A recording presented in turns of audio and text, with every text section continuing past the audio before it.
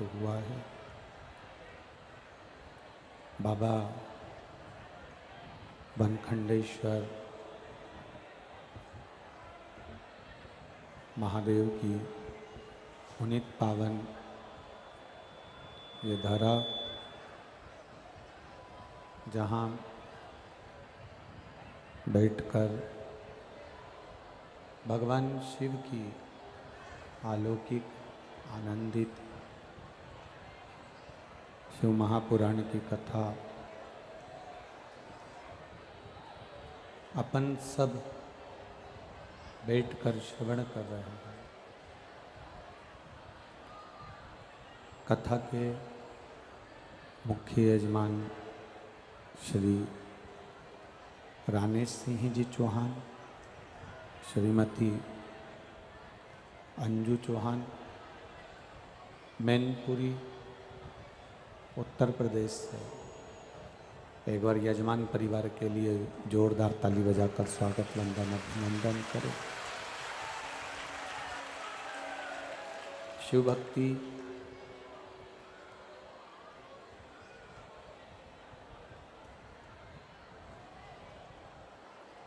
ये भगवान की अविरल भक्ति है।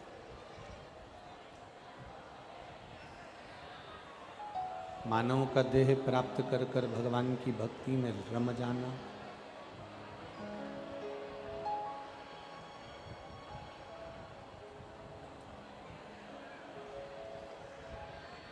मानव का देह प्राप्त कर कर भगवान शिव की अविरल भक्ति की ओर अग्रसर हो जाना और उस शिव तत्व को प्राप्त करने का प्रयास करना।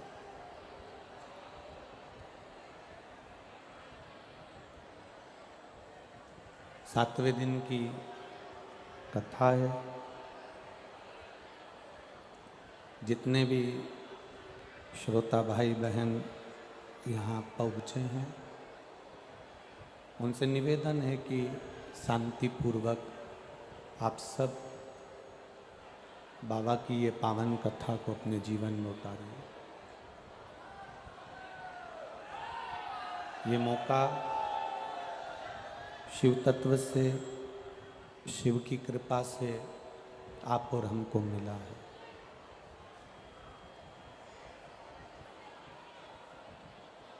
साढ़े 3 करोड़ रोम छिद्र ये मानव के शरीर में होते हैं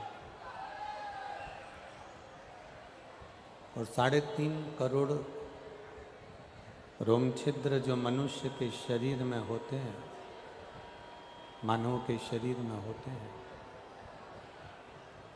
एक एक रोम छिद्र का कार्य है भगवान की भक्ति में रमना।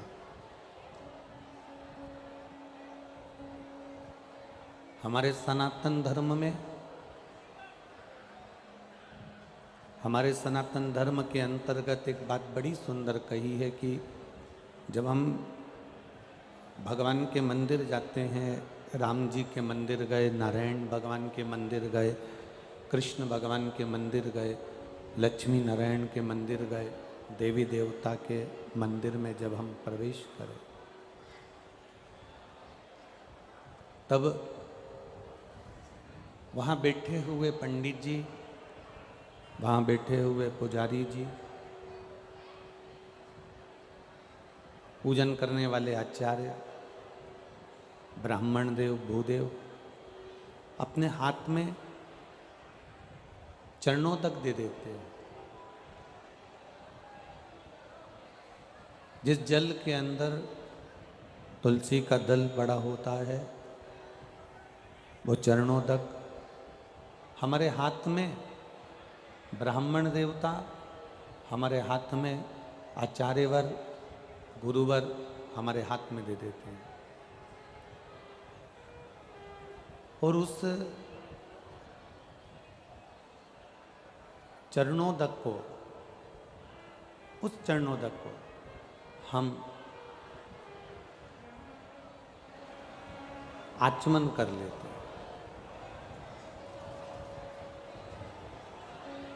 जब चरणोदक का हम आचमन करते हैं, चरणोदक का जब हम आचमन करते हैं, आचमन कर रहे होते हैं, तब चरणोदक से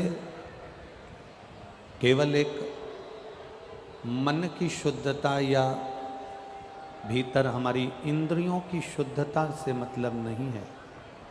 चरणोदक जब हमने धारण किया, चरणोदक जब हमने पिया, तो हमारे शरीर के जो 3.5 करोड़ रोम छिद्र हैं, 3.5 करोड़ रोम छिद्र जो इस शरीर के अंदर है, वो 3.5 करोड़ रोम छिद्र केवल एक चरणोदक को आचमन कर लेने पर, पी लेने पर, वो 3.5 करोड़ रोम छिद्र हमारे शुद्ध होकर परमात्मा की शरणागति को ग्रहण कर लेते हैं, परमात्मा की शरणागति को प्राप्त कर लेते हैं। अब 21,600 श्वास जो हमारे शरीर से प्रतिदिन निकलती है, 21,600 श्वास जो हमारे शरीर से प्रतिदिन निकल रही होती है, प्रतिदिन आना जाना कर रही होती है, ये एक एक श्वास का हिसाब, एक एक श्वास का जो हिसाब है वो मेरे देवाधिदेव महादेव के पास में है।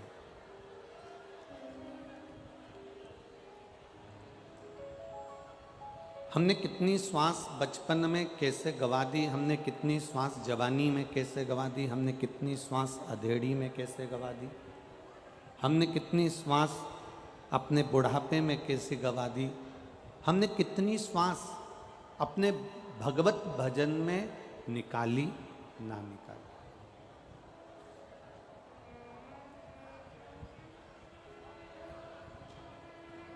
एक तो शरीर बड़ी मुश्किल से मिला मनुष्य का, ना जाने कितनी विनती करी होगी, कितना निवेदन करा होगा, कितना विनय करा होगा, तब जाकर तो यह मानव का शरीर मिला। अब ऊपर से यह मानव का शरीर मिलना और मानव के शरीर को मिलने के बाद भी अगर हम भगवान की भक्ति से दूर हो गए तो फिर मतलब क्या। अच्छा एक बात बताओ, इतनी इतनी दूर से आप लोग आए हैं, सवेरे 8 बजे की कथा चालू हो रही है तो तुम सवेरे 4 बजे जगे होगे, 4 बजे जाकर तुमने अपना सारा नित्य का कर्म करा होगा, और नित्य का कर्म करके तब आप जल्दी जल्दी कर कर अपने अपने गांव से, अपने अपने नगर से, अपने अपने शहर से निकलकर यहाँ पर पहुँचे हो, तब आप यहाँ पहुँचे हो। अब इतनी मेहनत कर कर यदि आप लोग यहाँ पहुँचे हो, इतनी मेहनत कर कर आप आगे पहुँच भी गए हो, इतनी मेहनत कर कर आप आगे आकर खड़े भी हो गए हो, इतनी मेहनत कर कर आप आगे आके बैठ भी गए हो, पर ईमानदारी से बोलो, जिस कथा के लिए हमने मेहनत करी, जिस कथा को श्रवण करने के लिए हमने प्रयास किया, और अगर हम वही ग्रहण नहीं कर पाए तो फिर हमारा पहुंचना, हमारा जाना, हमारा आगे बैठना या हमारा आगे खड़े होना वही मायने नहीं। आप अगर इतनी मेहनत कर कर यहाँ तक पहुँचे हो तो शिव महापुराण की कथा का अंश तत्व आपके भीतर पहुँचना चाहिए। शिव की अविरल भक्ति आपके हृदय में विराजमान होना चाहिए, और जब भगवान शिव की अविरल भक्ति हमारे भीतर विराजित हो तो समझो कि हमने शिव तत्व को प्राप्त किया। एक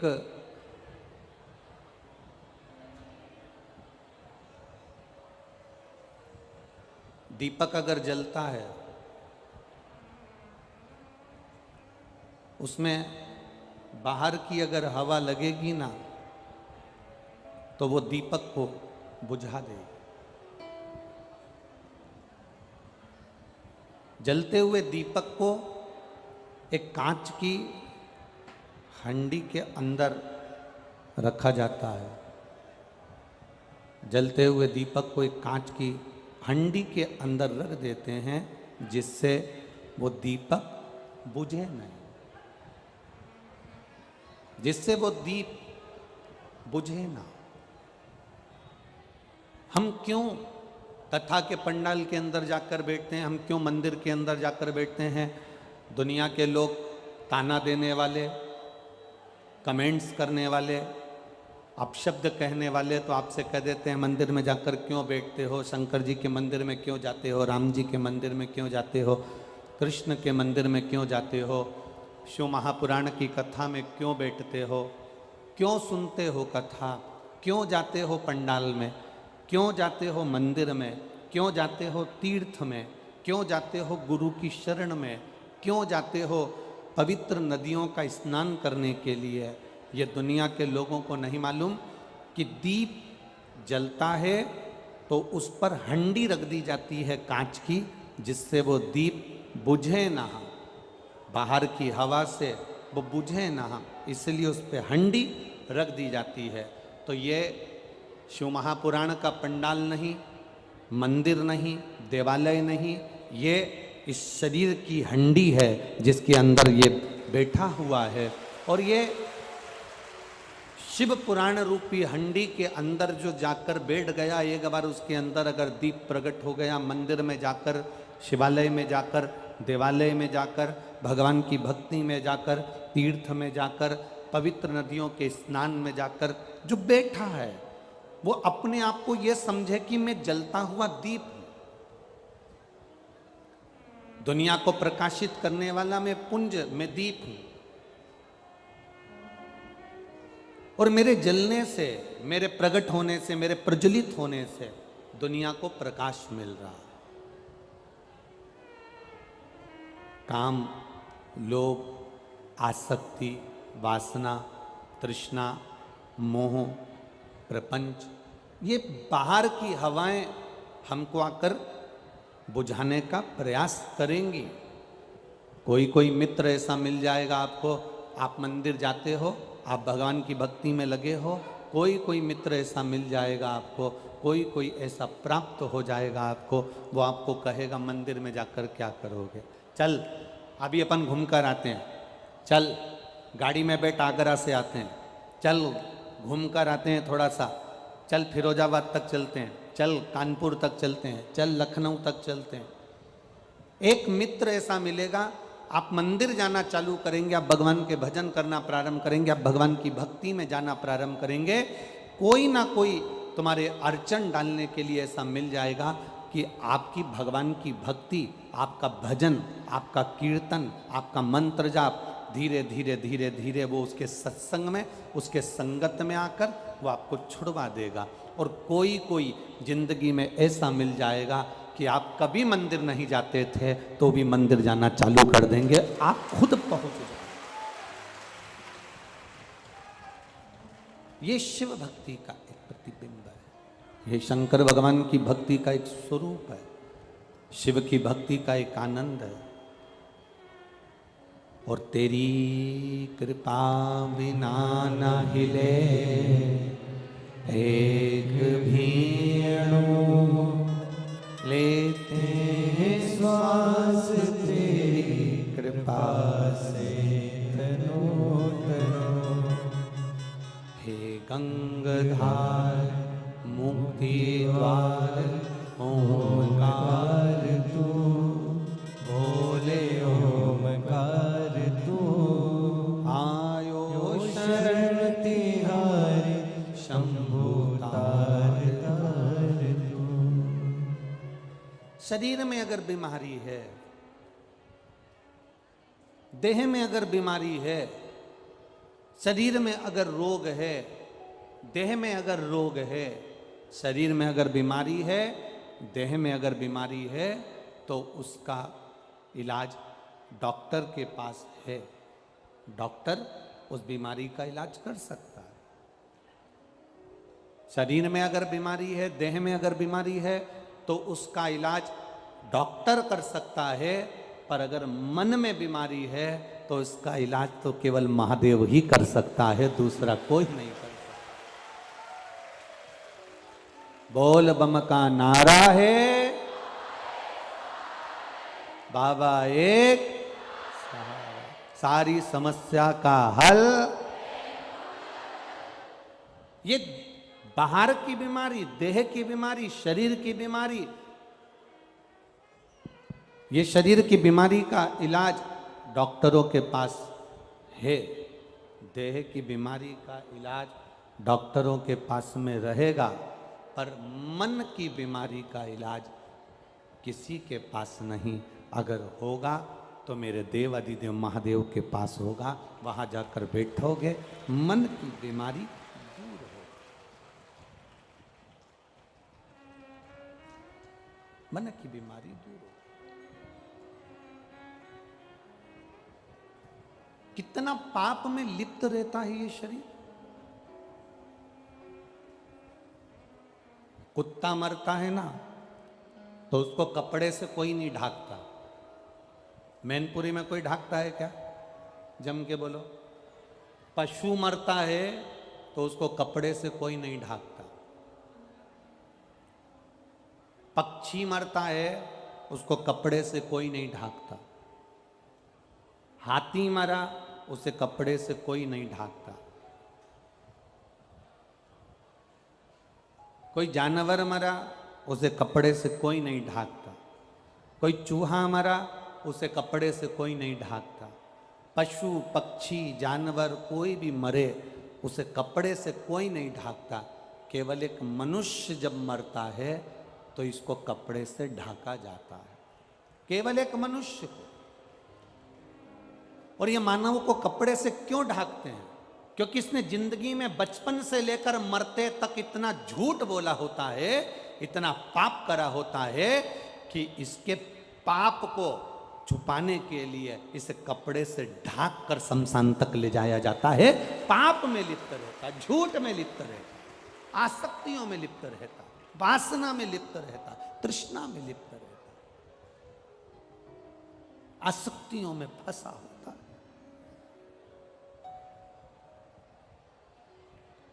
किसी जानवर को कपड़े से नहीं ढाकते, किसी पशु पक्षी को कपड़े से नहीं ढाकते, पर मनुष्य को कपड़े से ढाकना पड़ता है। क्योंकि इसने इतना जिंदगी में आने के बाद अगर इसने कोई सत्कर्म करा है, आप संत को देखना, आप साधु को देखना, कोई बहुत पहुँचे हुए जो संत होते हैं ना, उनको कपड़े से ढाकने की जरूरत नहीं पड़ती। उनको तो लोग सुलाकर भी नहीं ले जाते, उनके लिए तो एक बैकुंठी बनती है, बैकुंठी पर उनको बिठाते हैं, उनको सुलाते नहीं हैं, बिठाते हैं। और बिठाकर उन्हें कपड़े से ढकने की जरूरत नहीं पड़ती। जिस चादर को वो ओढ़े रहते हैं, उसी चादर को ओढ़ाकर उनको बैकुंठी पर बिठाकर लेकर फिर जाते हैं। अर्थात क्योंकि उन्होंने सत्य का जीवन जिया है, उन्होंने सार्थक जीवन जिया है, उन्होंने सात्विक जीवन जिया है, उन्होंने भक्ति का जीवन जिया।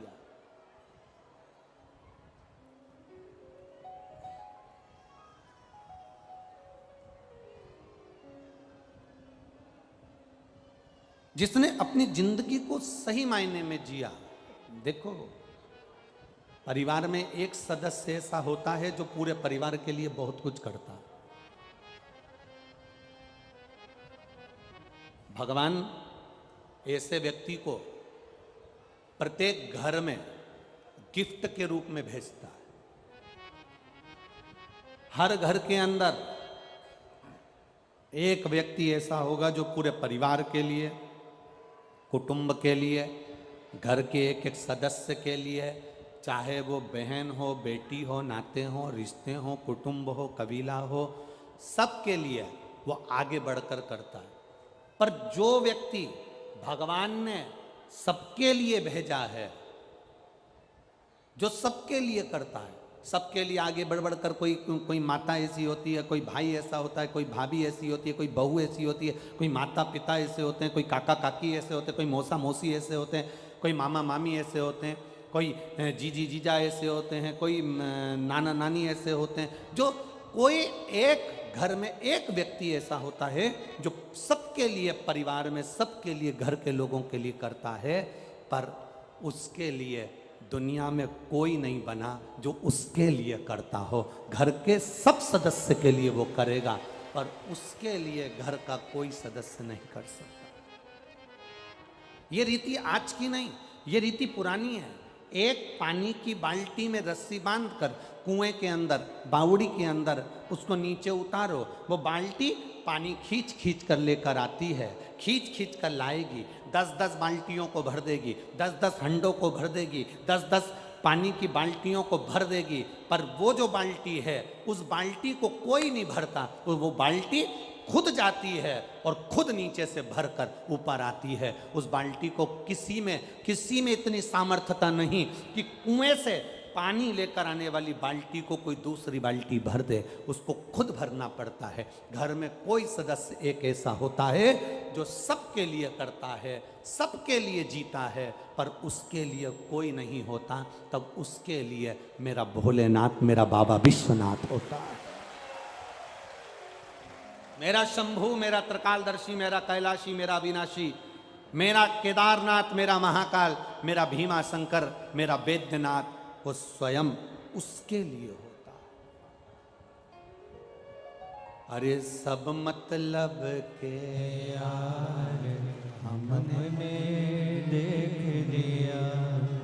देख लिया संसार हमने देख लिया, झूठे नाते झूठे रिश्ते, झूठे नाते झूठे रिश्ते, अरे झूठा है संसार हमने देख लिया, सब मतलब के यार हमने देख लिया। एक बाल्टी सब बाल्टियों को भर देती है, कुएं में से पानी निकाल निकाल कर, पर उस बाल्टी को कोई भरने वाला नहीं होता। वो बाल्टी खुद जाती है नीचे और फिर भर कर आती है, क्योंकि उसमें इतना बल होता है कि वो स्वयं परमात्मा के सहारे पर जीता है और परमात्मा के सहारे पर ही रहता है, उसके भरोसे, उसके साथ। और मेरे बाबा दया करना, मैं तेरे भरोसे हूँ, भोले बाबा दया करना, मैं तेरे भरोसे हूँ। हम उसके सहारे जिए। हम क्यों विचार करें कि कौन मेरे लिए करेगा?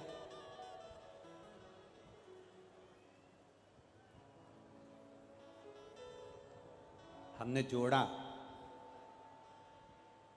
अपने हाथों से जो तुमने दान कर लिया, अपने हाथों से जो तुमने पुण्य कर लिया, अपने शरीर की इंद्रियों के द्वारा जो तुमने भजन कर लिया, वो तुम्हारा है। जो तुम छोड़कर चले गए वो तुम्हारा नहीं है। ये माताएं जो होती है ना, छोटे छोटे बच्चे को लंगोट पहनाती हैं। हमारे यहाँ पर उसको कुंथरिया भी कहते हैं। छोटी सी कपड़ा माए उसको पहनाती है। बच्चे को जन्म लिए बच्चे को माँ जो लंगोट पहनाती है, उसमें कितनी जेब होती है? उसमें कोई जेब होती है क्या? जम के तो बोलो, नहीं होती। एक माँ जन्म लिए बच्चे को जो कुंथरिया पहनाई है, जो लंगोट पहनाई है, उसमें जेब नहीं होती। और एक मरने के बाद जो तन पर कपड़ा उड़ाया जाता है, उसमें भी जेब नहीं होती। जेब नहीं। बच्चा जब गोदी में आया तो माँ उसको बिना जेब के लंगोट बांध रही है, क्योंकि माँ ने उसको ज्ञान देना चाहा कि तू जन्म तो लिया है, पर याद रखना कि तू कुछ लेकर नहीं आया है। जो कुछ मिलेगा तुझे तेरे प्रारब्ध से मिलेगा, जो कुछ मिलेगा तुझे तेरी मेहनत से मिलेगा, और जो कुछ मिलेगा तुझे तेरे कर्म के प्रारब्ध से मिलेगा। ये तेरा है।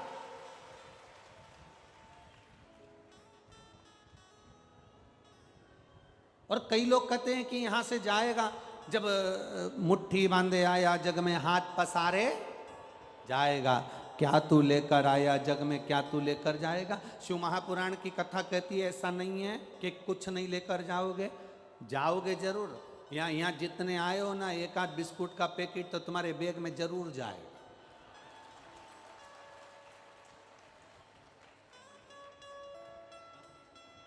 भले तुम हमारे सामने मुंडी हिला दो कि नहीं हम तो कुछ नहीं ले जाएंगे, हम तो कुछ नहीं ले जाएंगे, बिस्कुट का पैकेट नहीं जाएगा, तो यहाँ पर जो पानी गिरा उसकी एक बूंद चिपक कर तुम्हारे साथ जाएगी। जो रज है, मिट्टी है, वो तुम्हारे साथ चिपक कर जाएगी। और सुनो, दुनिया के लोग कह दे कि मरने के बाद कुछ भी तुम्हारे साथ नहीं जाता। शिव महापुराण की कथा कहती है, तुमने जो भूखे को भोजन कराया, प्यासे को पानी पिलाया, किसी को कोई अच्छा कर्म किया, किसी की सेवा कर दी, तुमने जो अपना पुण्य कमाया है वो तुम्हारे साथ जाने वाला है, कोई दूसरे के साथ नहीं जाएगा। तुम्हारा पुण्य तुम्हारे साथ। ये वनखंडेश्वर महादेव समिति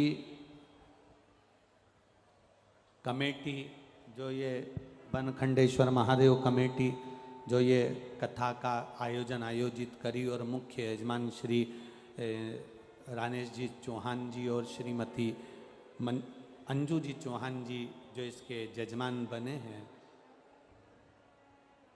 इस समिति, हमने पहले भी जब ये समिति,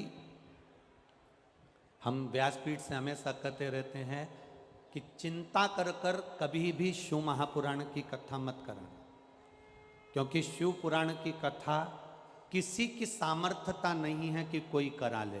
शिव महापुराण की कथा तो केवल देवादिदेव महादेव ही करा सकते हैं और कर सकते हैं। ये किसी की सामर्थ्यता नहीं।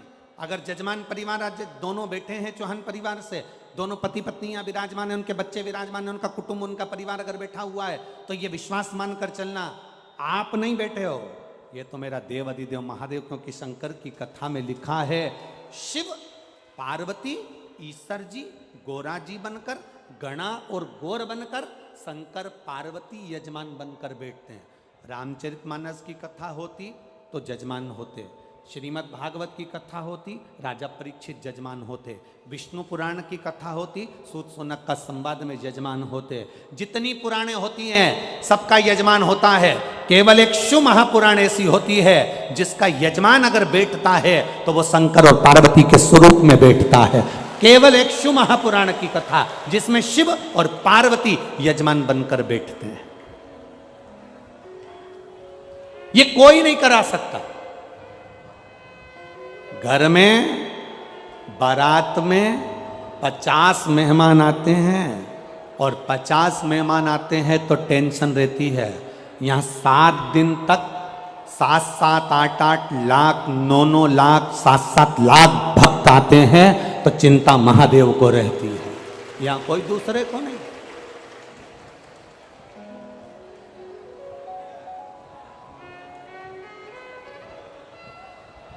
ये व्यासपीठ का नियम है, आप कभी विचार करिएगा, कभी एक अंदाजा लगाना।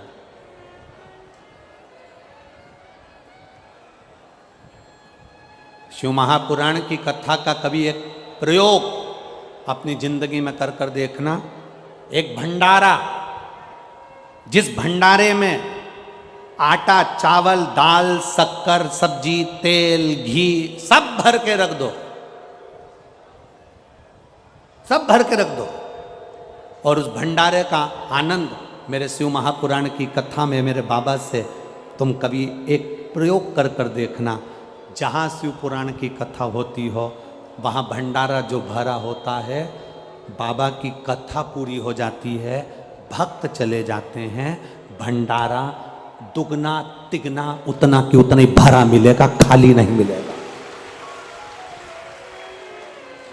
शिव का भंडारा कभी खाली नहीं मिलेगा तुम्हें। जितने आटे की बोरी, जितने चावल की बोरी, जितने शक्कर की बोरी, जितना पोहा की बोरी, जितना सामान है, आलू की बोरी, सब्जी की बोरियां उतनी की उतनी बढ़ती चली जाएगी, पर खाली नहीं होगी, क्योंकि मेरा शंकर अकेला नहीं आता।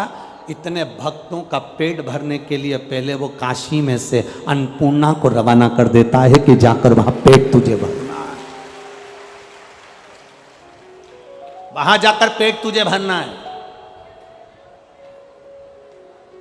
बस निवेदन एक ही है, भक्तों के पेट भरने की जवाबदारी मेरे महादेव ने ले रखी है, पेटी भरने की जवाबदारी मेरे महादेव ने नहीं ली है। पेट भर देगा, तुम्हें खाली नहीं। एक पत्र आया है, देखिए किसी ने लिखा,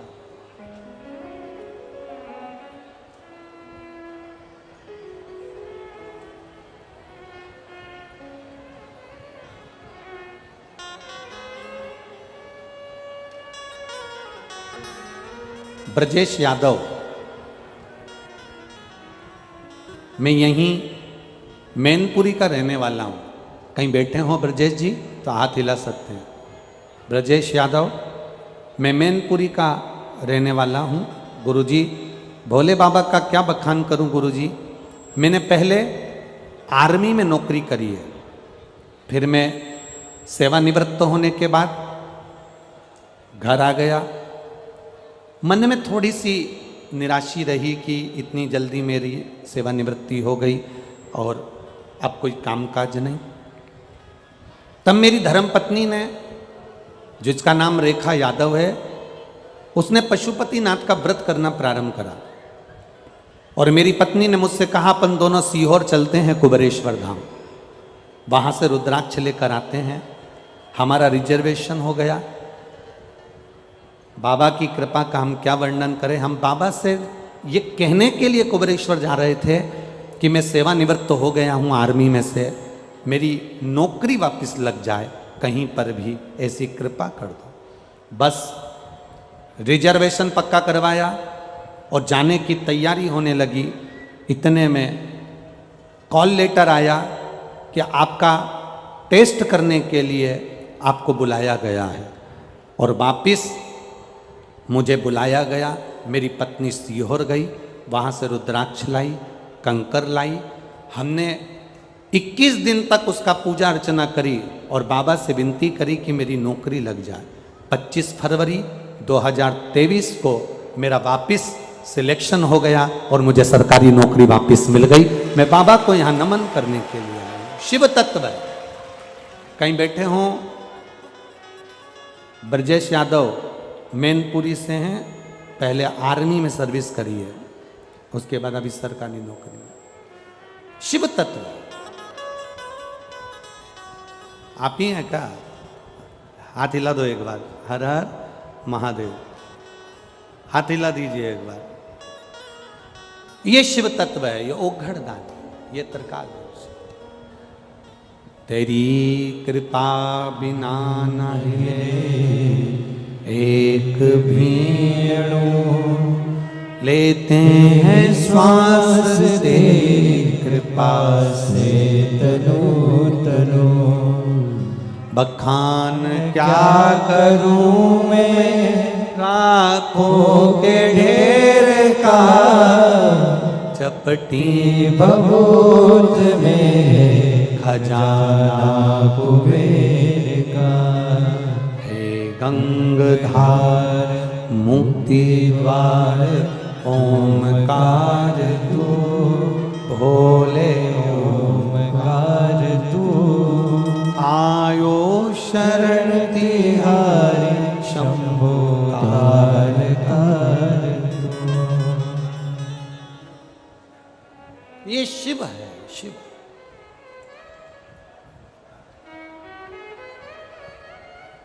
कई लोग कहते हैं गुरुजी आपके कुबेरेश्वर धाम में सीहोर में क्या है, कंकर शंकर में रुद्राक्ष में ऐसा क्या है। हम उनसे कहना चाहेंगे हमें तो नहीं मालूम कि उसमें क्या है, पर इतना जरूर मालूम है कि जो एक बार कुबेरेश्वर धाम की धरा पर आता है वो 3 महीने में वापिस पहुंच जाता है। ये तो जरूर पक्का है, ये वहां की रीत है। कुबेरेश्वर धाम के रुद्राक्ष में क्या है हमें नहीं मालूम, पर उस रुद्राक्ष का एक आनंद ये जरूर है। आप दुनिया के कितने रुद्राक्ष तुम्हारे पास में हो, उसको पानी में डालकर रखना, वो थोड़े दिन में बदबू मारेंगे और गल जाएंगे, टूट जाएंगे, सड़ जाएंगे। पर कुबेरेश्वर धाम का जो रुद्राक्ष होता है उसको रोज पानी में गलाओ, रोज शंकर जी को चढ़ाओ, रोज उसका आचमन करो। वो जैसा है, जैसी उसकी सुगंध है, जैसा उसका आनंद है, वो जिंदगी भर वैसा की वैसा रहता है, उसमें कुछ नहीं होता, क्योंकि वो शंकर कंकर की धरा का है, कोई साधारण नहीं है वो।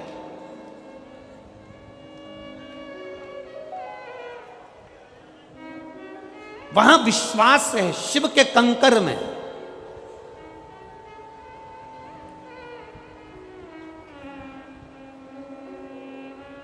हाँ, ये जरूर है बाबा की भूमि है कंकर शंकर की। अभी मंदिर का निर्माण चल रहा है, भवन का निर्माण चल रहा है, धर्मशाला का निर्माण चल रहा है, एक बड़ी गौशाला का निर्माण चल रहा है। ये सब धीरे धीरे बाबा के हाथ में है, बाबा कराने वाला है, ये उसके हाथ में और वो कराए।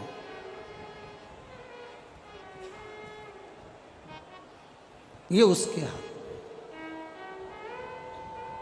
कितनी कृपा करता है वो, कितनी दया करता है वो, ये उसके ऊपर।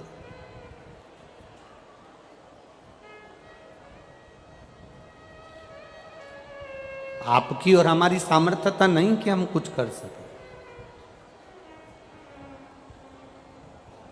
और यहां बैठे हुए जितने भी भक्त हैं, जितने कार्यकर्ता इस वन खंडेश्वर कमेटी के हैं और यजमान परिवार हैं, कभी अपने मुख पर ये लेकर मत आना कि हमने इस शिव महापुराण की कथा को करवाया।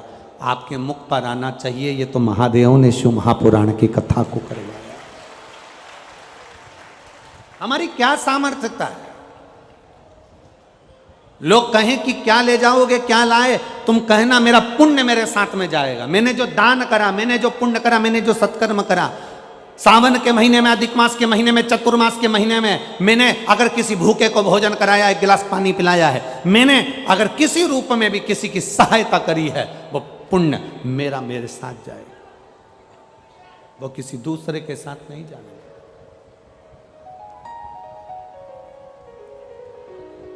हमारा करा गया कर्म हमारा।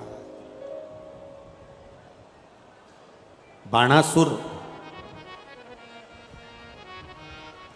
शिव का उपासक, एक काम था उसका, बाणासुर का, एक बेलपत्री को शंकर भगवान पर समर्पित करता था। एक बेलपत्र शिव को समर्पित।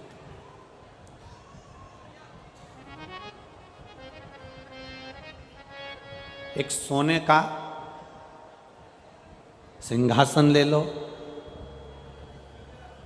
आधा किलो का,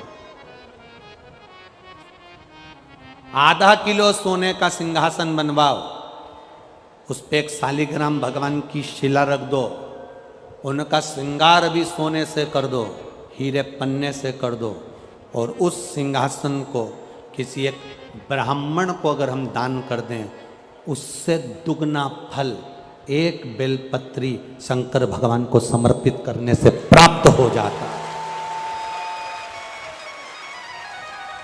सोने के सिंहासन पर बिठाकर भी शालिग्राम शिला को हम किसी को दे रहे हैं, जितना पुण्य वो प्राप्त होगा उससे दुगना पुण्य एक बेलपत्र शंकर भगवान को मात्र समर्पित कर देने से उतना पुण्य हमारे खाते में पहुंच जाता है। एक बेलपत्र, एक बेलपत्र साधारण है क्या ये? ये बेलपत्र कोई सहज है क्या?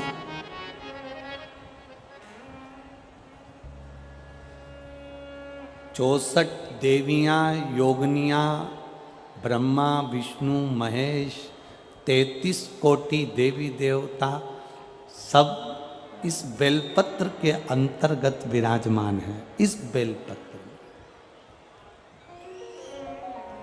बारिश का मौसम चल रहा है, सावन भादो, ये सब बारिश के मौसम है। आप जिंदगी में एक काम अच्छा करिएगा, अपनी इस मनुष्य की देह से एक बेलपत्री का वृक्ष कहीं ना कहीं जरूर लगा देना, जिससे आप संसार से भले चले जाओ पर आपके द्वारा वृक्ष पृथ्वी पर रहे और उसकी पत्ती टूटकर महादेव को चढ़ती रहे, तो हमारी जिंदगी सार्थक हो। एक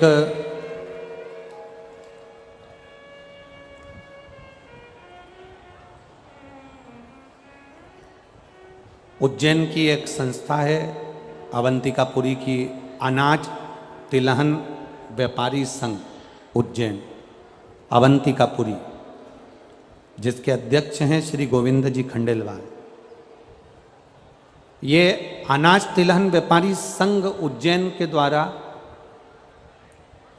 60,111 बेलपत्री के पौधे पूरे उज्जैन में घर घर में लगाए जा रहे हैं। एक बार जोरदार ताली बजाए। और धन्यवाद दूंगा संपूर्ण भारत की जैन समाज को, संपूर्ण भारत के जैन समाज, जिसमें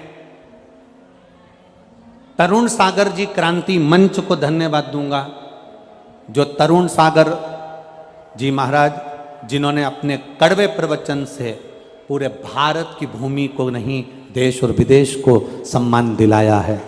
ऐसे परम पूज्य तरुण सागर जी महाराज का क्रांति मंच जैन समाज द्वारा, तरुण क्रांति मंच के द्वारा भी लाखों वृक्ष हरित क्रांति के रूप में पूरे विश्व में लगाए जा रहे हैं, पूरे भारत में लगाए जा रहे हैं। संपूर्ण तरुण क्रांति मंच को मेरी ओर से साधुवाद, धन्यवाद।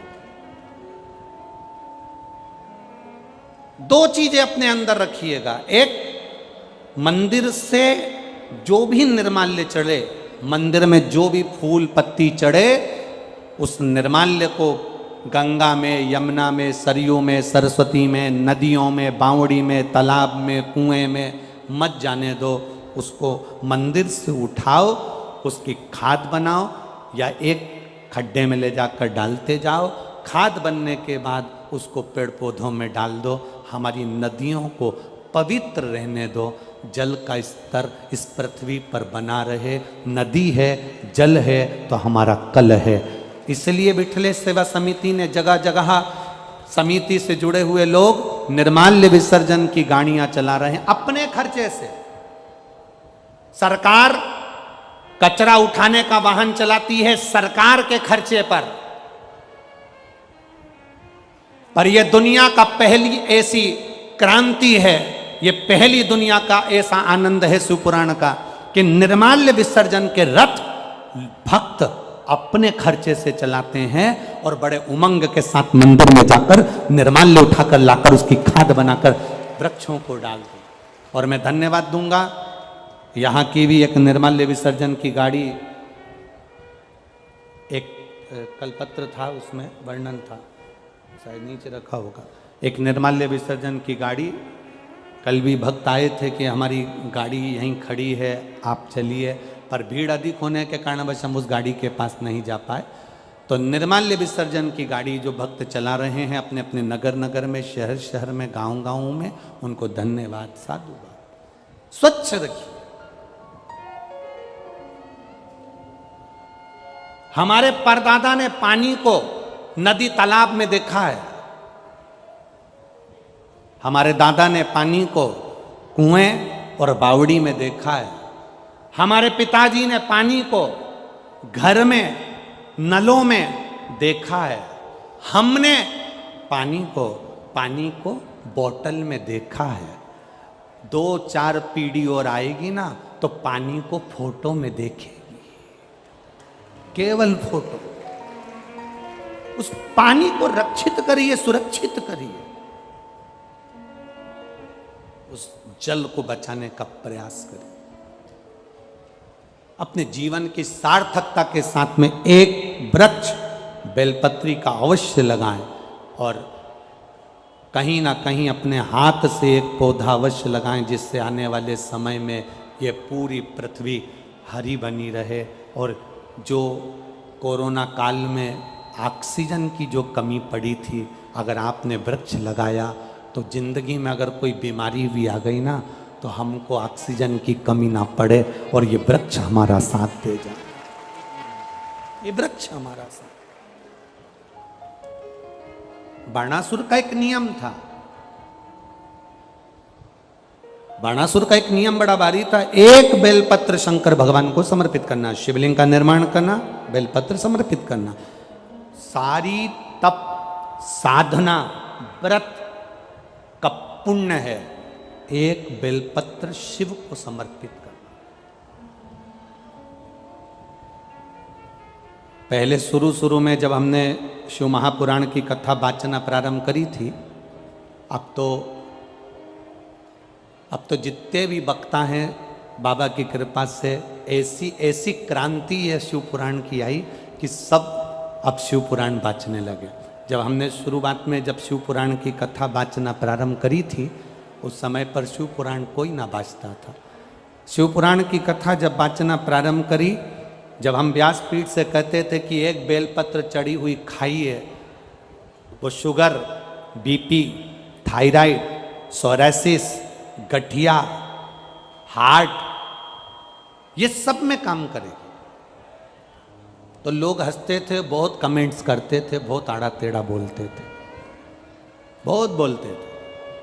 शंकर भगवान पर चढ़ा हुआ बेलपत्र खिला रहे हो, शिव जी पर चढ़ी हुई तो कोई वस्तु नहीं खाना चाहिए, शंकर भगवान पर चढ़ा हुआ कोई सामान नहीं लेना चाहिए। बहुत कमेंट्स करते थे लोग, आप शब्द बोलते थे, ताने देते थे, गालियां देते थे। आज भी दुनिया के कई लोग ऐसे हैं कि आज भी बोलने में पीछे नहीं हटते। तो हमारा निवेदन, धीरे धीरे लोगों ने इस बेलपत्र को खाना चालू करा, शुगर, बीपी, थायराइड सब उनका ठीक होना चालू हुआ। तो फिर साइंस के लोगों ने भी रिसर्च करा कि इस बेलपत्री में ऐसा क्या है जिससे लोगों की शुगर, बीपी, थायराइड, सोराइसिस सब ठीक हो रहा है। तब मालूम पड़ा कि एक बेलपत्री में वो तत्व छुपा हुआ है जो हमारे शुगर के अंदर के सारे तत्वों को समाप्त कर कर शुगर को लेवल में लाकर खड़ा कर देता है और बीपी को लेवल में लेकर आ जाता है। एक बेलपत्र,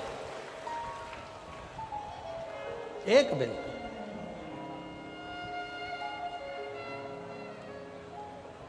इसलिए शिव पर चढ़ी हुई बेलपत्र, एक बाणासुर एक बेलपत्र शंकर भगवान को समर्पित कर रहा है, बाणासुर एक बेलपत्र शिव जी को समर्पित करता है। उसके भीतर के भाव को शुद्ध करने के लिए, उसके भीतर के भाव को आनंदित करने के लिए एक बेलपत्र बाणासुर शंकर भगवान को दे रहा है, एक बेलपत्र।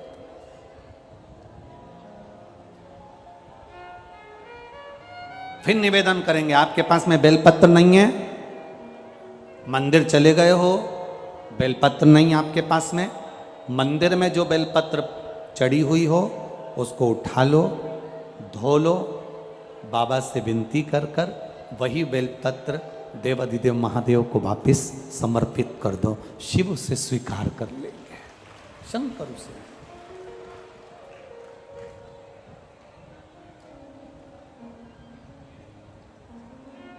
शिव उसे स्वीकार कर ले, शंकर उसे। और फिर अच्छे से सुनिएगा, अगर मान लो बेलपत्र भी नहीं है, मान लो बेलपत्र भी नहीं है, कोई पुष्प भी नहीं है, चढ़ाने के लिए एक लोटा जल भी नहीं है,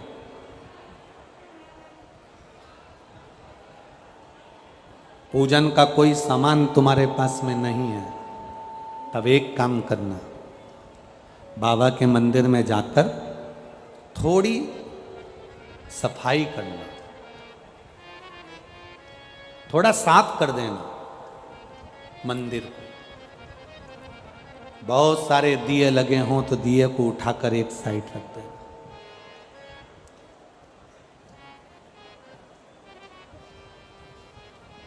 मोहल्ले की 50 माताएं अगर पशुपतिनाथ का व्रत कर रही हैं तो मोहल्ले की 1-2 माता ऐसी हो जो पशुपति व्रत करने के लिए अगर माताएं मंदिर के अंदर आती हैं तो तुम 2-3 बर्तन मंदिर के अंदर रखो। कोई प्रसाद रख कर गया है उसको उठाकर बर्तन में खाली करो और शाम के समय आरती के बाद सारा प्रसाद बच्चों को, बड़ों को, जिसको बांट सकते, जिसका व्रत ना हो पशुपतिनाथ। कोई अगर पशुपतिनाथ का व्रत कर कर गई है, प्रसाद मंदिर में रखकर चली गई है, दिए मंदिर में रखकर चली गई है, फिर निवेदन करूंगा। एक पत्र किसी बेटी ने लिखा है कि मैं बड़ी दुखी हूं, मुझे बहुत कष्ट है और मैं अपनी कष्ट की जिंदगी जी रही हूं। मैं उस बेटी से निवेदन करूंगा, बेटा किसी के सामने जाकर हाथ मत फैलाना। तो पशुपतिनाथ के व्रत अगर कोई माताएं कर कर जा रही हैं, कोई लोग कर कर जा रहे हैं, वहां दिए छोड़कर चले गए, प्रसाद छोड़कर चले गए, तो उन्हीं को संभाल कर एक साइड रख। उस प्रसाद को उठाकर मंदिर में अगर पुजारी हो तो बात दूसरी है, नहीं तो तुम सेवा कर रहे हो, उठाकर किसी भूखे को खिलाना चालू कर दे। तुझे जो पुण्य मिलेगा तो दूसरी बार कथा में मिलेगी तो ये कहेगी कि मेरे को बाबा ने भंडार भर कर दे दिया। नहीं है तुम्हारे पास में बेलपत्र, नहीं है तुम्हारे पास में जल, नहीं है तुम्हारे पास में चावल, नहीं है तुम्हारे पास में एक लोटा पानी, मत चढ़ाओ। आप बाबा के मंदिर की चाकरी करो। मेरे भोले तेरी नौकरी सबसे बढ़िया है, सबसे खरी, तेरे दरवाजे की चाकरी सबसे बढ़िया है, सबसे खरी। का जब गुल खिला तब जा कर के ये दर मिला हो, तेरी किस्मत का जब गुल खिला तब जा कर के ये दर मिला हो। मिल गई मुझको चौखट तेरी सबसे बढ़िया है, सबसे खरी, भोले बाबा तेरी नौकरी सबसे बढ़िया है, सबसे खरी।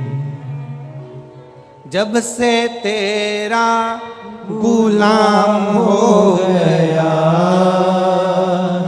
किसके गुलाम? महादेव के।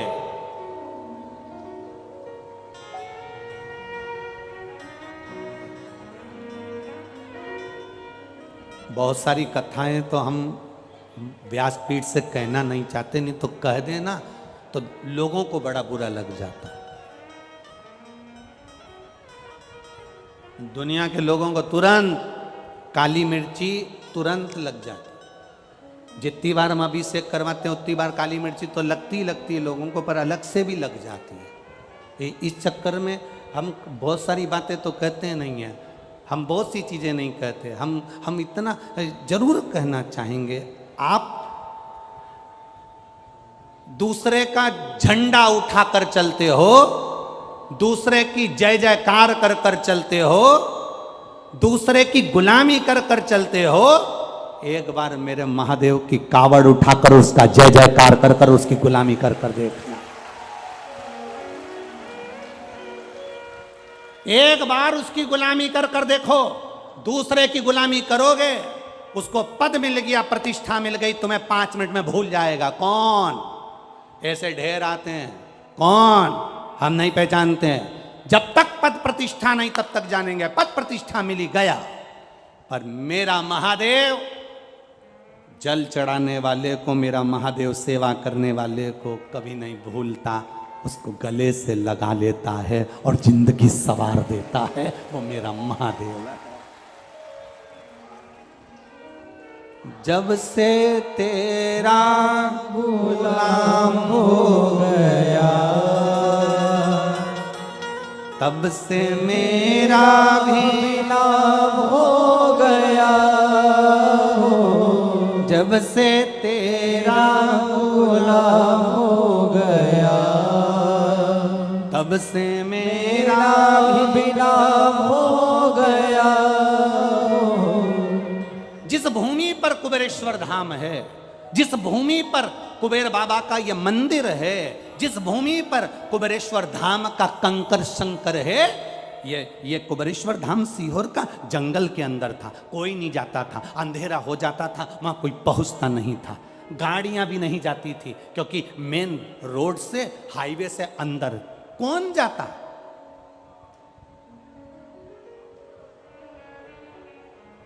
ये शरीर बाबा बुलाता, वहां सांपों ही सांपों का ढेर रहता, सांप बहुत रहते कंकर शंकर की धरा पर, सांपों का क्रम। अब वहां जाते, सेवा करते, झाड़ू लगा लेते, थोड़ा सा पोछा लगा लेते, थोड़ी सी सेवा चाकरी कर देते। कंकर बहुत थे, उसी में सर्प घूमते थे, तो मन में आता था कि ये कंकर में सांप जब चलते होंगे तो उनको रगड़ लगती होगी, इसलिए कंकर को बीन कर एक साइड रख देते थे। पर सांपों का भी काम ऐसा था कि वो कंकर में जाकर प्रवेश करते थे। बड़ी विचित्र था। उस समय कोई नहीं आता था, जंगल क्षेत्र, कोई कौन पहुंचे। एक कुआं बाबा का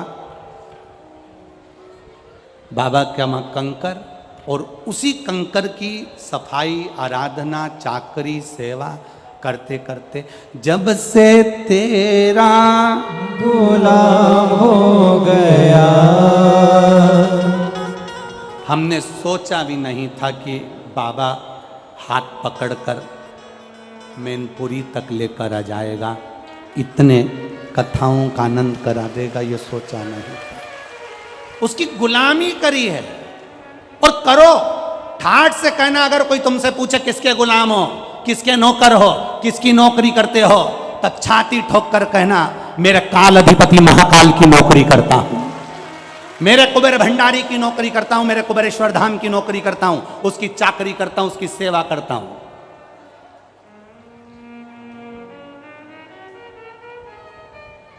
कोई पद है तुम्हारे पास में?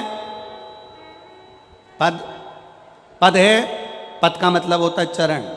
कोई पद है तुम्हारे पास में? कोई पीठाधीश, मठाधीश, कोई छो तुम्हारे पास में कोई पद है? उसने कह देना मेरे पास में 2 नहीं, मेरे पास 2 नहीं, मेरे पास तो 8 पद रखे हैं। 2 मेरे भोलेनाथ के, 2 मेरी माता पार्वती के, 2 मेरे गणेश जी के, 2 मेरे सदानंद कार्तिकेय के, 8 पद मेरे पास में है। और जिसके पास में शंकर भगवान के पद होते हैं, उसको पद की जरूरत नहीं पड़ती, उसकी प्रतिष्ठा खुद बढ़ती है। पद नहीं, प्रतिष्ठा बढ़ना चालू हो जाती है। कालाधिपति के चरण पकड़े हैं जिसने, शंकर के चरण पकड़े हैं जिसने, जब से तेरा गुलाम हो गया, तब से मेरा भी नाम हो गया। जब से तेरा सब गुलाम हो गया, तब से मेरा भी नाम हो गया। वरना औकात क्या थी मेरी, वरना औकात क्या थी मेरी, सबसे बढ़िया है सबसे खरी। क्या औकात थी? बाणासुर के पास में था क्या? लंका के राजा रावण के पास था क्या? भस्मासुर के पास था क्या? अंधकासुर के पास था क्या? क्या था? ऐसा कौन है कोई अगर कह दे कि मुझे शंकर ने नहीं दिया? एक 33 कोटि देवी देवताओं में से एक एक देवता ढूंढ कर लेकर आना और एक देवता का भी नाम बता देना कि जिसको शंकर ने नहीं दिया, जिसको शिव ने नहीं दिया।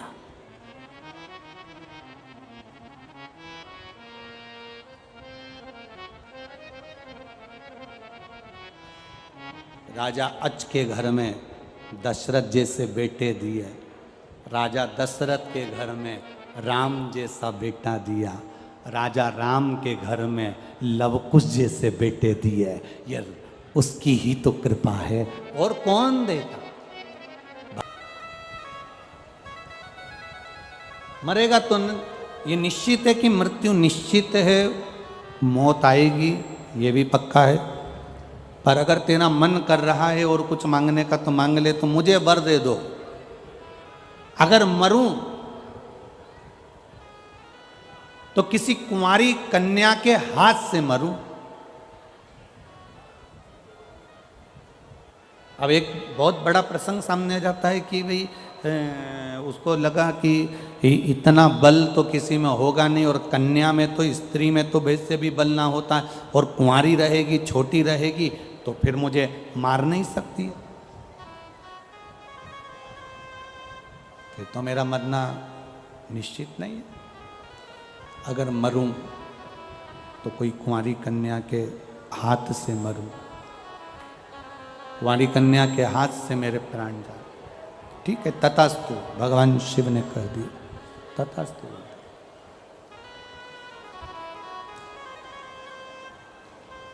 जब व्यक्ति के पास में बहुत सारा वैभव आ जाता है, जैसे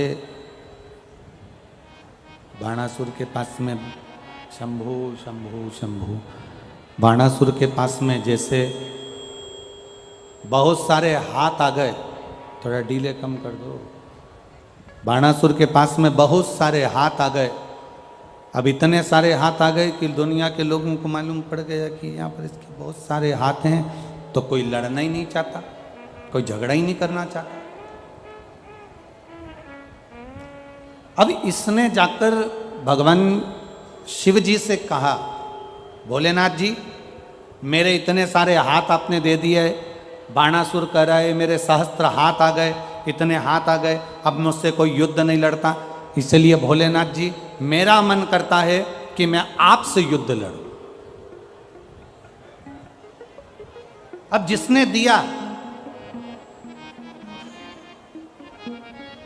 जिसने प्रदान किया, अब उससे युद्ध लड़ने के लिए जा।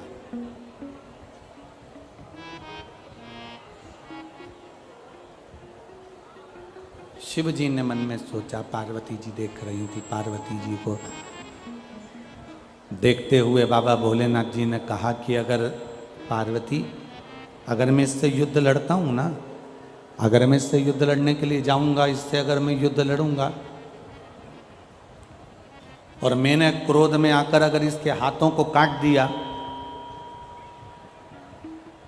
तो दुनिया के लोग कहेंगे कि महादेव ही ने वर दिया था और महादेव ने हाथ काट दिए। शिवजी ने वर दिया और शंकर भगवान ने काट दिया, तो ये तो दुनिया के लोग मुझ पर हंसेंगे।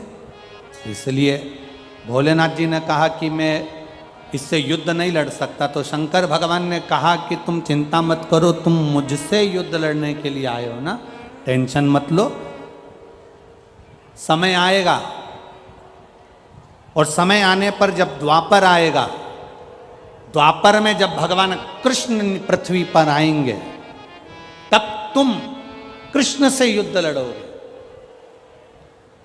और तुम्हारे हाथ बहुत ज़्यादा हैं, तुम्हारे हाथ, तुम्हें लग रहा है कि मेरे ये हाथ बहुत सारे हैं, तो मैं, कोई मुझसे युद्ध नहीं लड़ता, भगवान कृष्ण तुमसे युद्ध लड़े। समय आया, धीरे धीरे धीरे धीरे धीरे धीरे समय निकलता चले गया, द्वापर आ गया। भगवान कृष्ण के पौत्र अनिरुद्ध को बाणासुर की कन्या उषा ने पसंद कर लिया, और उस अनिरुद्ध को अपने पास में रखा। श्रीमद् भागवत में चर्चा आती है, श्रीमद् भागवत कथा में आप श्रवण करते हैं, श्रीमद् भागवत में आप सुनते हैं, क्रोध। बाणासुर के यहाँ पर जो भगवान देवाधिदेव महादेव की एक ध्वजा लगी हुई थी, वो ध्वजा खंडित हो गई। बाणासुर को लग गया कि अब युद्ध होगा कृष्ण के साथ। युद्ध लड़ने के लिए भगवान कृष्ण के सामने बाणासुर पहुंचे।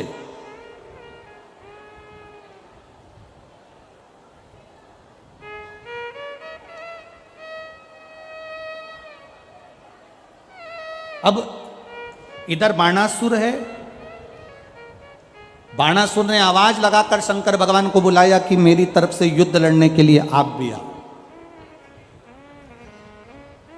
बाणासुर है, शंकर भगवान है, दोनों युद्ध लड़ने के लिए तैयार। उधर से भगवान कृष्ण, बलराम और उनकी पूरी सेना।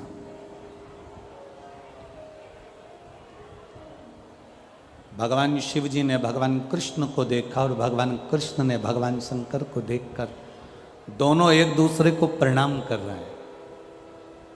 कृष्ण देवाधिदेव महादेव को प्रणाम कर रहे हैं और महादेव भगवान कृष्ण को प्रणाम कर रहे हैं। दोनों एक दूसरे को प्रणाम कर रहे हैं, दोनों।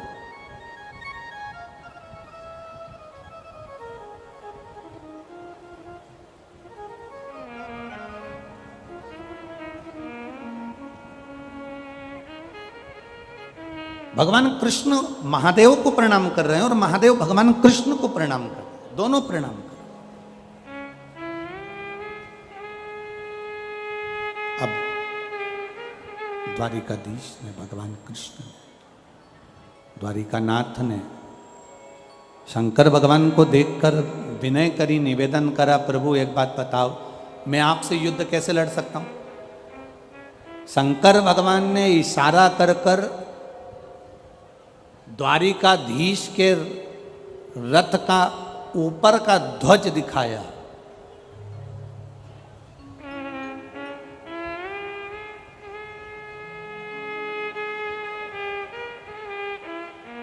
जिस ध्वज पर आगे के ओर श्री हनुमंत लाल जी विराजमान थे।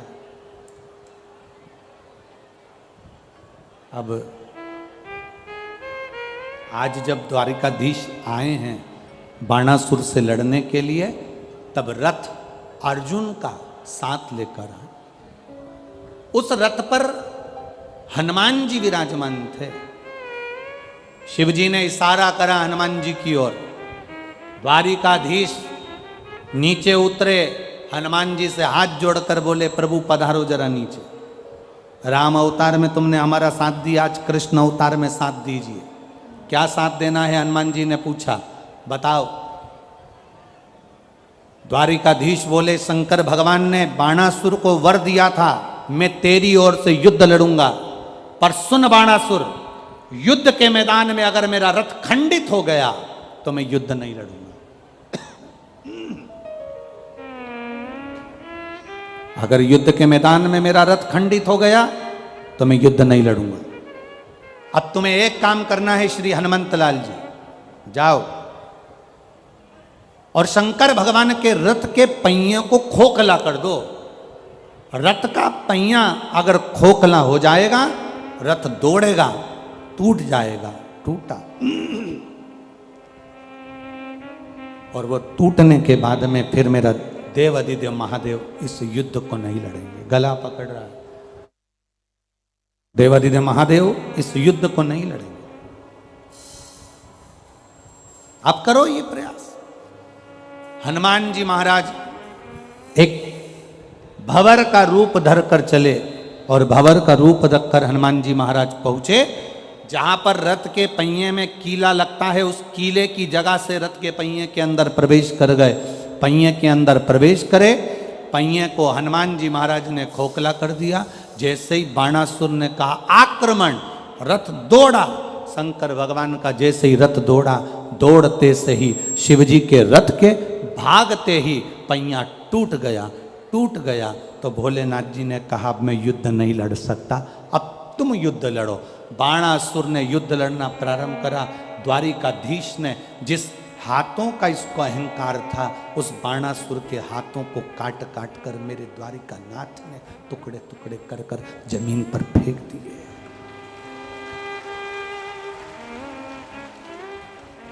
जिस अहंकार में आप अपनी जिंदगी को जियोगे, जिस अभिमान में, जिस चीज का तुमको घमंड होगा, जिस चीज का तुमको अहंकार होगा, वो सबसे पहले खींची जाती है, सबसे पहले छीनी जाती है।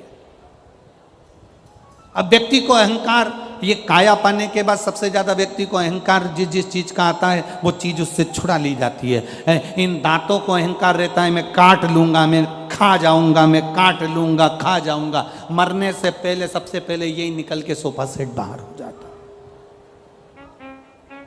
काया का अहंकार रहता है, मैं कितनी सुंदर, दिन भर दर्पण और सुंदर। मरने से पहले ये काया भी बेकार हो जाती है। बाल का अहंकार होता है तो सीवर वाले महाराज के भी चले गए।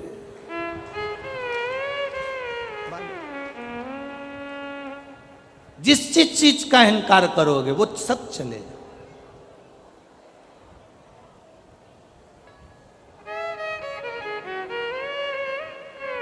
धन का अहंकार करा, धन चले गया। सत्ता का अगर अहंकार करोगे, सत्ता चली जाएगी। वैभव का यदि अभिमान करोगे तो वैभव चले जाएगा। और अगर तुम धन का अहंकार करोगे तो वो धन भी तुम्हारे पास से चला जाएगा। ये अभिमान तुम्हारे पास में अगर है तो वो परमात्मा को आने में नहीं, परमात्मा को आने ही नहीं देता। अहम, बाणासुर को अहंकार था अपनी भुजाओं का, बाणासुर का अहंकार था अपने हाथों का। भगवान ने सबसे पहले हाथों को काट दिया। सुदर्शन उठाया मेरे द्वारिकाधीश ने, और सुदर्शन उठाकर द्वारकानाथ बाणासुर का शीश काटने वाले थे तो शंकर भगवान ने उधर से इशारा कर दिया, द्वारिकानाथ शीश मत काट देना। द्वारिकानाथ ने पूछा, भोलेनाथ आप मुझे इस बाणासुर का सिर काटने से रोक रहे हैं? ये आपका शिष्य है इसलिए? शंकर भगवान कह रहे हैं शिष्य है इसलिए नहीं, मैं आपको सिर काटने के लिए इसलिए रोक रहा हूं क्योंकि आपने प्रहलाद को वचन दिया था कि तेरी 18 पीढ़ी में मैं किसी को नहीं मारूंगा। और ये बाणासुर प्रहलाद की 18 पीढ़ी के अंदर है, इसलिए तुम इसको मार नहीं सकते।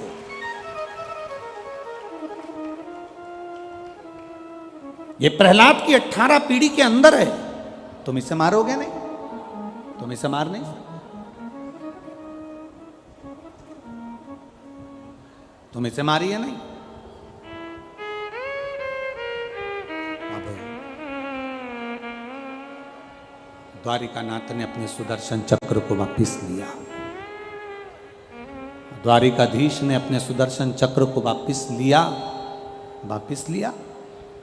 और द्वारिकानाथ ने बाबा भोलेनाथ जी से कहा, फिर इसका अंत कैसे होगा, इसके प्राण कैसे छूटेंगे, शरीर कैसे छूटेंगे?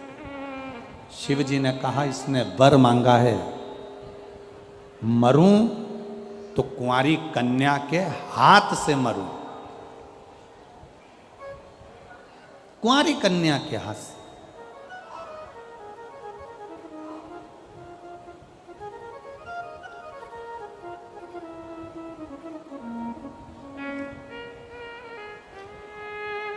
अगर ये मरेगा तो कुंवारी कन्या के हाथ से मरेगा। तुम रुको, अभी समय आएगा। बाणासुर के अब केवल 2 हाथ बचे हैं, बाकी के सारे हाथ कट कर गिर गए, क्योंकि अभिमत्ता में आ गया था, अहंकार में आ गया था, और अहमता में आने के कारण इसका सब कुछ चले जाता, सब कुछ। अहंकार में आने के बाद, अभिमत्ता में आने के बाद, अहमता में आने के बाद में बाणासुर के हजारों हाथ कट कर गिर गए, केवल 2 हाथ बचे।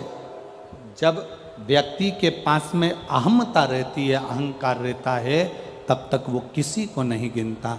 जब अहमता चली जाती है तब समझ में आता है कि मेरे सिवा फिर कुछ भी नहीं। एक सहज शून्यता का भाव उसके सामने आ जाता।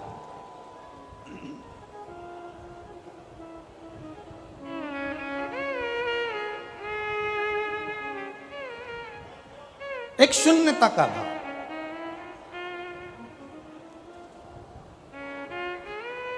और शिव के पास पहुंचने के लिए वो शून्यता बहुत जरूरी है। देवादिदेव महादेव के करीब में जाने के लिए वो शून्यता बहुत जरूरी है। अहंकार में 3 गए, धन, वैभव और वंश। ना मानो तो देख लो रावण, कौरव और कंस। ये अहम में चले गए, अहंकार में निकल गए। इसीलिए वो कहते हैं ना, क्या मान करे रे काया, कि काया माटी मिल जाएगी। राम भज ले हरि का नाम भज ले, कहीं तो राम मिल जाएंगे। क्या मान करे रे दौलत, वो दौलत माटी मिल जाएगी। क्या मान करे रे बेटे का, पड़ोसी बेटा बन जाएंगे। क्या मान करे रे बेटी का, वो बेटी जमाई ले जाएंगे। ये शरीर जो मिला है, भगवान की भक्ति का जो मूल तत्व प्राप्त हुआ है, शंकर भगवान की अविरल भक्ति का जो आनंद। गला पकड़ रहा है माइक। भगवान शिव की भक्ति का जो एक रस तत्व हमें प्राप्त हुआ है,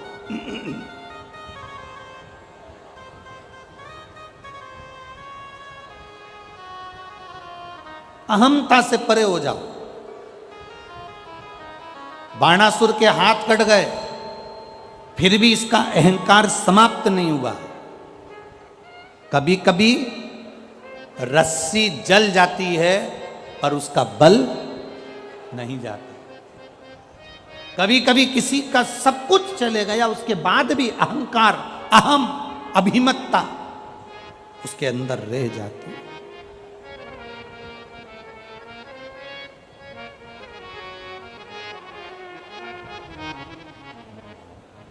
वैभव गया, सत्ता गई, राजपाट गया, उसके बाद भी अहंकार उसके अंदर, अहम।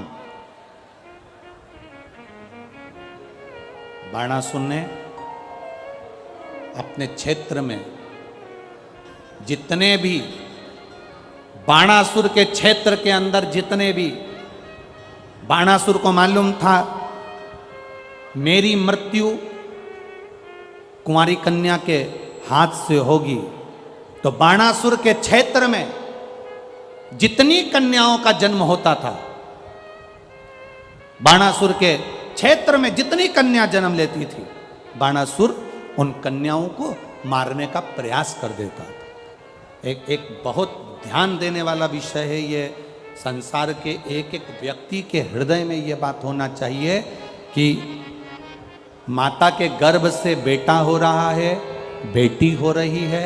शिव महापुराण की कथा तो यहाँ तक कहती है कि बेटा एक कुल को तारता है और बेटी 2 कुल को पार लगा देती है। वो बेटी का जीवन।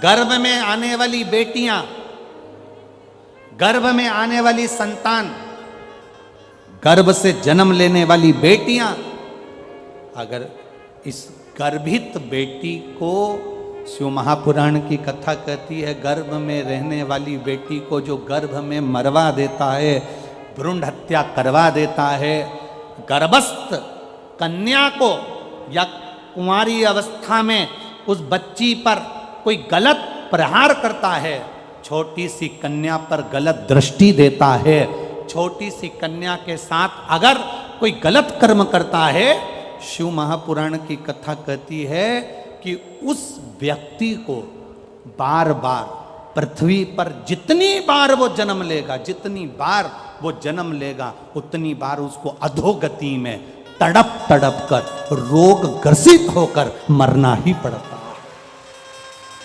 ग्रसित होकर।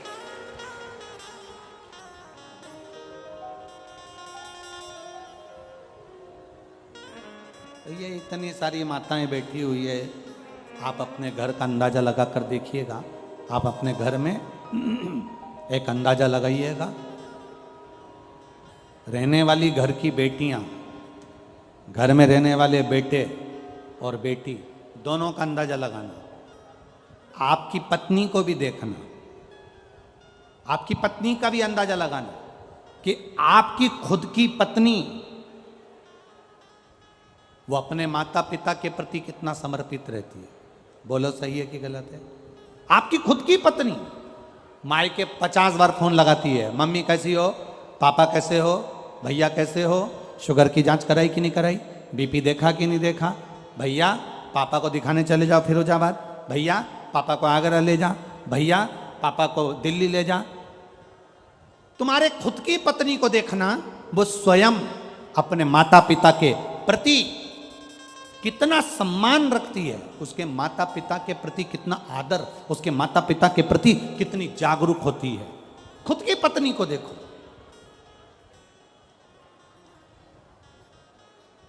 इसलिए निवेदन है, अगर तुम्हारे घर में बेटा जन्म ले रहा है तो समझ लो तुम भाग्यशाली हो, पर तुम्हारे घर में अगर बेटी जन्म ले रही है तो तुम समझ लेना कि सौभाग्यशाली हो, सौभाग्यशाली।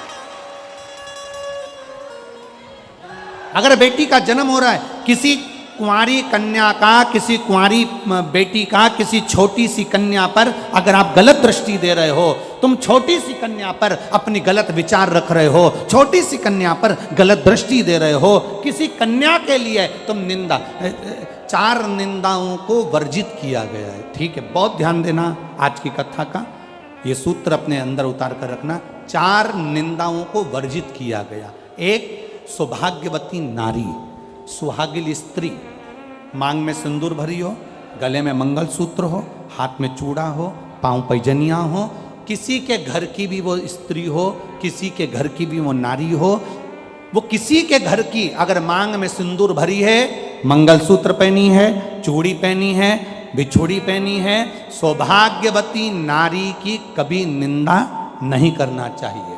दूसरी, गर्भवती नारी, किसी नारी का गर्भ है, गर्भ धारण करने के बाद उसका उदर, उसका पेट अधिक दिख रहा है, कम दिख रहा है, गर्भवती नारी हॉस्पिटल जा रही है, मार्ग से, रास्ते से, रोड से निकल कर जा रही है, उस गर्भवती नारी को देखकर कभी अपशब्द मत कहना, कभी निंदा मत करना। 4 निंदाओं को वर्जित बताया है कि 4 निंदा करने वाले व्यक्ति की दशा क्या होती है, वो भी आपको वर्णन कर रहा है। पहली, सौभाग्यवती नारी। दूसरी, बोलते जाओ जल्दी से, गर्भवती नारी। तीसरे नंबर पर कहा गया रोगीला व्यक्ति।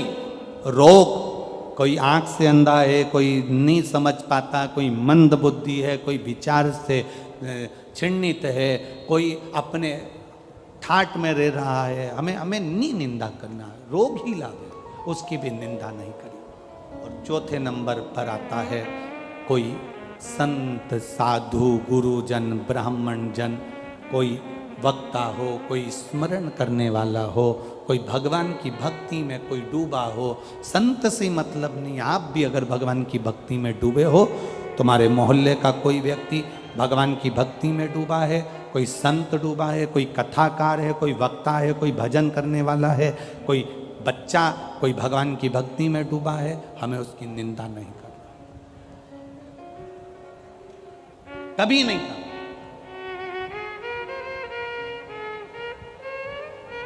आज के जमाने में व्यासपीठ पर बैठकर लोग एक दूसरे की निंदा करते रहते हैं कई लोग, और वहां सुनने वाले भी बैठे रहते हैं। उस समय पर खड़े होकर बोलना चाहिए आपको कि महाराज जी हम यहां निंदा सुनने नहीं आए, हम यहां भगवान की कथा सुनने के लिए आए। व्यासपीठ पे बैठकर लोग दिन भर निंदा करते हैं, उस महाराज जी ने ऐसा बोला तो उसकी निंदा कर दी, उस महाराज जी ने ऐसा बोला तो उसकी निंदा कर दी। हम 3 घंटे का समय निकालकर अपने घर से चलकर कथा को सुनने के लिए आए हैं, किसी कथाकार की या किसी वक्ता की या किसी संत की निंदा सुनने के लिए नहीं आए। आप संत की बड़ाई करिए, संत का व्याख्यान करिए, पर निंदा ना करिए। निंदा नहीं श्रवण करना, हमें अपनी भक्ति में ये शिव महापुराण की एक अलग आनंद था। इस व्यासपीठ ने आज तक किसी की निंदा का क्रम ही नहीं करा। वो भगवत भजन जितना कर सकते हो, जितना स्मरण कर सकते हो, जितनी भक्ति कर सकते हो, जितना शिव तत्व को अपने अंदर उतार सकते हो उतना उतारो, जितना शंकर को अपना बना सकते हो उतना बना लो। ये कथा हमेशा बस शिव को पाने का तरीका बताती रही है। ये कथा कभी निंदा को करने के लिए जागरूक ही नहीं होती, क्योंकि समय नहीं है इतना। कल आपको कथा में कहा था कि ये कथा में इतना है कि इसको बोले जाएं तो कम पड़ता है। इसीलिए तो आपने देखा होगा बहुत सारी कथाएं होती हैं जिसमें कथा के अंदर 2, 3, 4 भजन आ जाते हैं, पर आपने टीवी पर भी देखा होगा केवल एक ये कथा शिव पुराण की ऐसी होती है जिसमें भूल से 1 आध भजन आ जाता है, और कभी कभी बाबा की कृपा हो जाए तो 2 भजन हो जाते हैं, नहीं तो भजन ही नहीं आता। कथा इतनी विस्तार। शिव तत्व को हम कैसे पाएं, शंकर को अपना कैसे बनाएं, शंकर को पाने का तरीका क्या हो सकता है, बेलपत्री का गुण क्या हो सकता है, जल की महत्वता क्या हो सकती है, उसको पाने का तरीका हम ढूंढें। निंदा करने के लिए व्यासपीठ नहीं होती कि आप बैठ गए और उस महाराज की निंदा कर दी, वो महाराज की निंदा कर दी, उसके लिए बोल दिया, उसके लिए ना ना ना ना। भक्ति का बल कैसे बढ़ाया, भक्ति के बल को कैसे बढ़ाए, शिव तत्व को कैसे बढ़ाए। कन्या पर दृष्टि गलत मत दो, कन्या पर कभी आप जीवन में कन्या पर गलत दृष्टि ना दें, कन्या को अपशब्द ना कहें। बाणासुर को मारने के लिए माता पार्वती जी ने एक छोटी सी कन्या का रूप धारण करा और स्वयं माता पार्वती कुंवारी कन्या बनकर बाणासुर का संहार कर दिया और कहकर मारा, बाणासुर सुन ले बाणासुर, ये तेरी गति जो बिगड़ी है ना, ये तेरे कर्म से बिगड़ी है। तूने कन्या का आदर नहीं करा, उसको गर्भ में मरवा दिया। तूने कन्या जन्म ली तो उस पर गलत दृष्टि दे दी, ये तेरे कर्म के अनुसार तुझे भोगना पड़ा। बाणासुर के प्राण छूट गए। 12 ज्योतिर्लिंग का स्मरण कर रहा है, शिव महापुराण वर्णन कर रही है। सोमनाथ जी का वर्णन करा, चंद्र को काया का रोग हुआ, बाबा देवाधिदेव महादेव ने काया के रोग से मुक्त किया। आगे वर्णन आया श्री मल्लिकार्जुन का, भगवान षडानंद कार्तिकेय जी रुष्ट होकर चले गए, जिनको मनाने के लिए भगवान शंकर पार्वती जी ने उनको मनाया। फिर अगला वर्णन आया है श्री महाकालेश्वर, दूषण नाम के राक्षस के लिए भगवान शंकर कालाधिपति बनकर प्रकट। फिर अगला वर्णन है ओंकारेश्वर, विंद नामक पर्वत के तप से शिव जी प्रसन्न होकर वर प्रदान करे। फिर अगला वर्णन है भीमाशंकर, अगला वर्णन है केदारेश्वर, नर नारायण तप करके शिव जी को प्राप्त करे। पशुपति नाथ भगवान का आधा भाग केदार में रहा, आधा भाग नेपाल में डोलेश्वर महादेव के रूप में गया। पशुपति व्रत एक ऐसा व्रत होता है जिसमें ना कोई किताब पढ़ी जाती है, ना कोई पोथी पढ़ी जाती है, ना कोई कहानी पढ़ी जाती है, केवल 5 व्रत पशुपतिनाथ के होते हैं। जिस दिन पहला व्रत करो, सुबेरे के समय पर पूजन की थाली लगाकर भगवान का अभिषेक पूजन मंदिर में जाकर करो, विनती कर कर वापिस आओ, पूजा की थाली रख दो। उसी थाली को शाम को जब लेकर जाओ, मीठे का घर में बना हुआ मीठे का प्रसाद, जो भी मिठाई आप बना लें वो ले जाओ। 6 दिए थाली में रख कर लेकर जाओ। मंदिर में 6 दिए नीचे जमीन